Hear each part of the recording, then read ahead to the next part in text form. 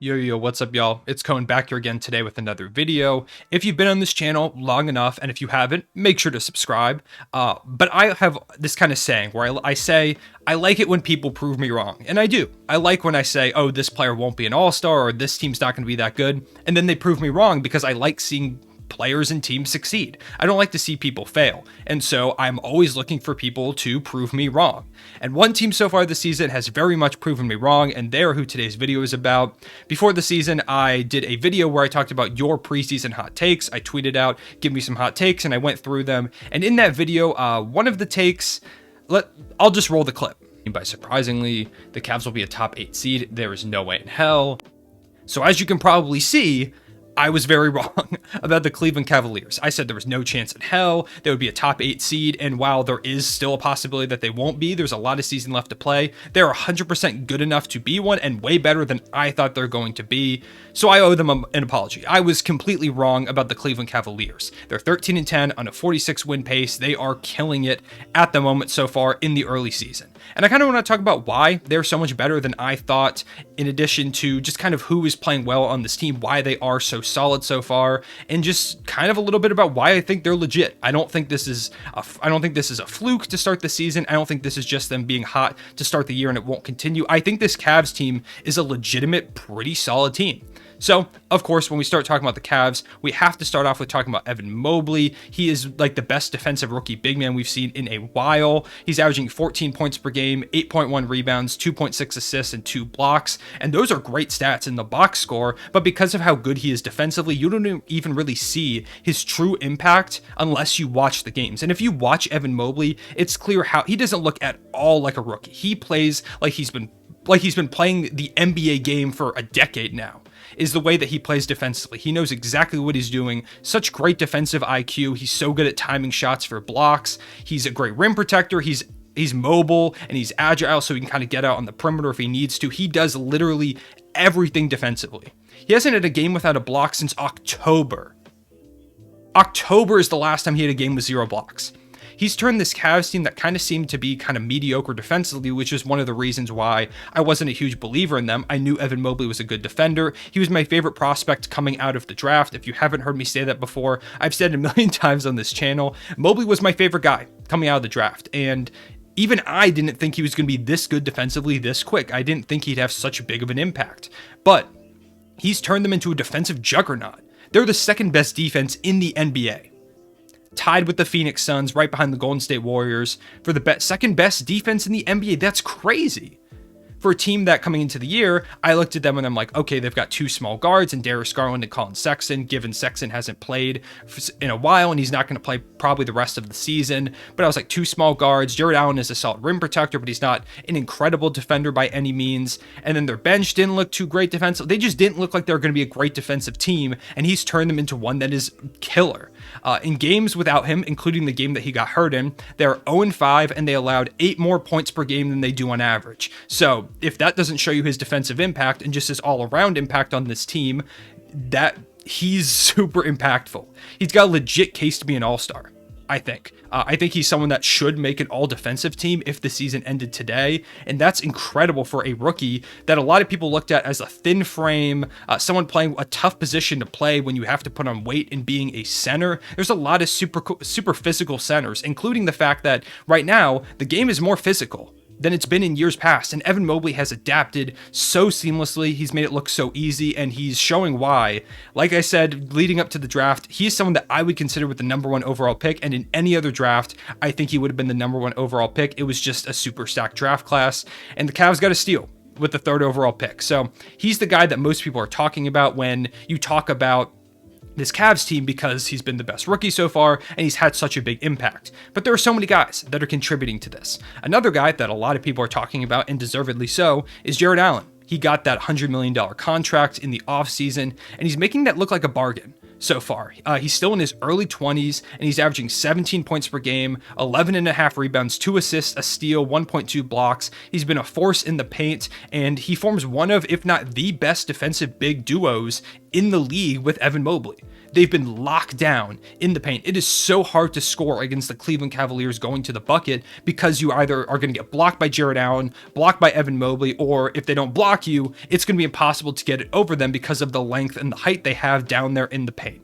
It blows me away that they were able to get him from Brooklyn for Dante Exum and a pick, getting involved in that James Harden trade. That was an incredible move by the Cavaliers and GM Kobe Altman. I think he's going to be an all-star. While I talked about Evan Mobley having a case, I think Jarrett Allen, right now, I would have him as an all-star in the Eastern Conference, and I don't think that's going to change. I think he makes his first all-star game, and that is a huge pickup for the Cavs, and it just immediately paying dividends, giving him that $100 million contract in the offseason.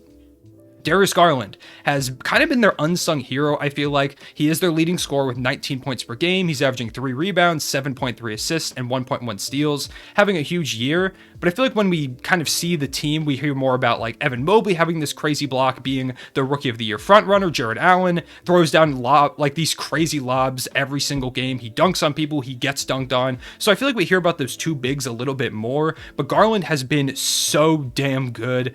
He already has amazing chemistry with Jarrett Allen. I feel like we see like 5 highlight plays between the two of them every single game that I watch, throwing lobs. They've got great connection there. It reminds me a lot of kind of the Trae Young, Clint Capella connection that they've kind of formed in the pick and roll. When I watch their games, it's just super fun to watch. And Darius Garland is showing his all-star potential maybe in the future. He's been a phenomenal facilitator, like I've mentioned, 7.3 assists. And I just feel like he doesn't get talked about a lot when we talk about this Cleveland Cavaliers team. He is someone else that I could see being in all-star conversations. I don't know if he'll quite get it just because there are a lot of great guards out east, but he definitely deserves to be kind of considered and talked about in that conversation. He's been phenomenal. He's someone that I loved coming into his draft. And so when he was really mediocre in his first year, it sucked, but it's cool to see that he's finding his stride. It is tough for guards, especially point guards in the NBA. And now that he's got some pretty good pieces around him with Mobley, with Jarrett Allen, with Colin Sexton when he is healthy, Garland took the most. He just took great advantage of the opportunity that he has, and he is balling out for the Cavs. Now, a few guys that I want to talk about that aren't those top guys, Ricky Rubio. He's been great off their bench as the backup point guard, averaging 3.5 points per game, 6.3 assists. You've probably seen the games where he's been crazy red hot from 3. There was that game, I believe it was against the Knicks, where he had like 30 points. And I think he hit like 7, 8, 9 threes in that game. He started 5 games while Garland missed some time. He was phenomenal in those games. He's been a great veteran presence off the bench, and he's just doing everything well. A great pickup for the Cavaliers this past offseason. Laurie Markkanen, he was a guy that a lot of people were shocked they signed, especially me because, like I said, big believer in Evan Mobley, and I really didn't see how it was going to work playing Markkanen, Mobley, and Jarrett Allen big minutes, and he's played surprisingly well as they're starting small forward a lot of games, 14.6 points per game, 6.1 rebounds.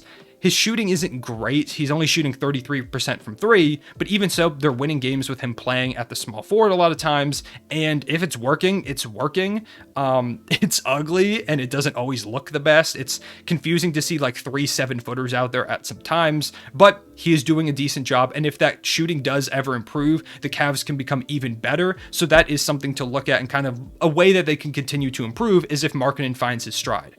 Kevin Love averaging 11.3 points per game off the bench, shooting well from 3 as a bench piece.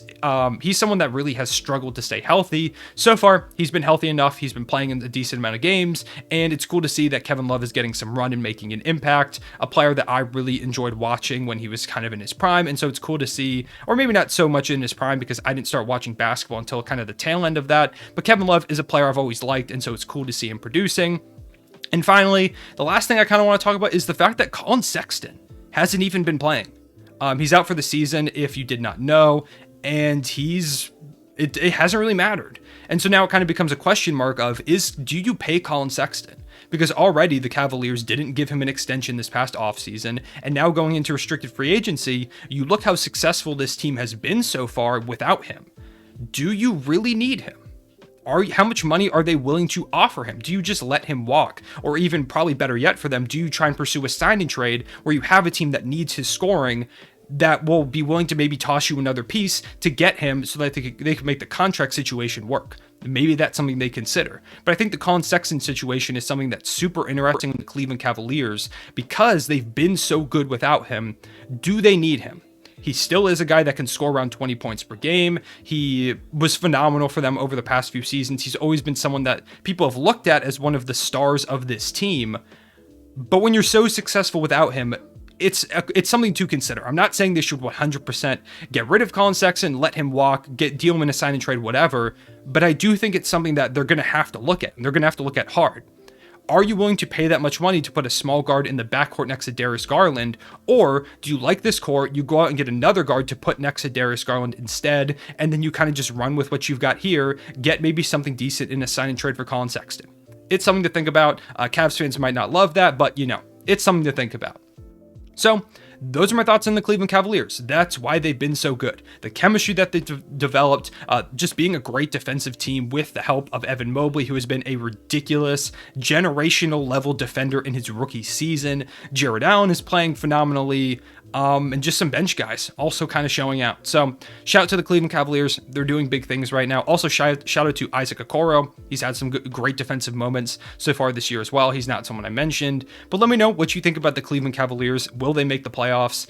And yeah, so I appreciate y'all watching. Leave a like on the video if you did enjoy. Let's see if we can hit 100 likes. Make sure to subscribe, and I appreciate y'all watching. I will see you all later. Real one, say it back.